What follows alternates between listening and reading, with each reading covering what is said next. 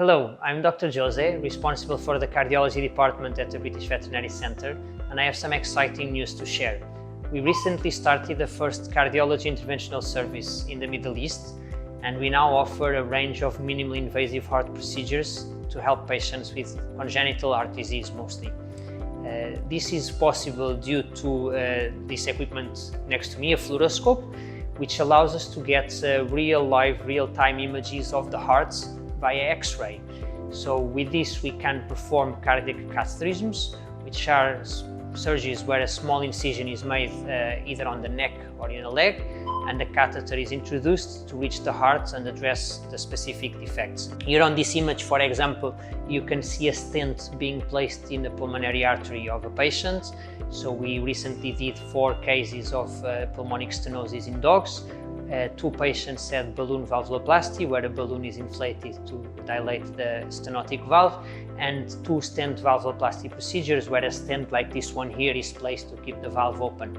All the procedures were a success and the patients are recovering well.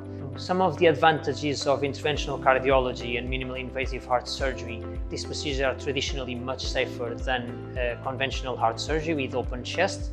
They're much less invasive, much less painful.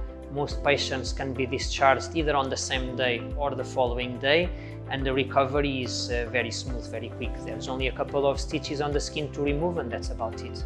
So here we have an example of a stent being placed in the pulmonary artery of a patient. As you can see by the video, a catheter is introduced and the balloon inflated, and this deploys a stent in the pulmonary artery that was occluded, wasn't opening correctly, so this patient didn't have adequate blood flow to the lungs. And now the stent is left in place, as you can see, keeping the artery open and essentially fixing the disease. This service allows us to offer minimally invasive heart surgery to patients in the region who otherwise probably wouldn't have access to this service. And it's a way to cure conditions that otherwise could prove deadly.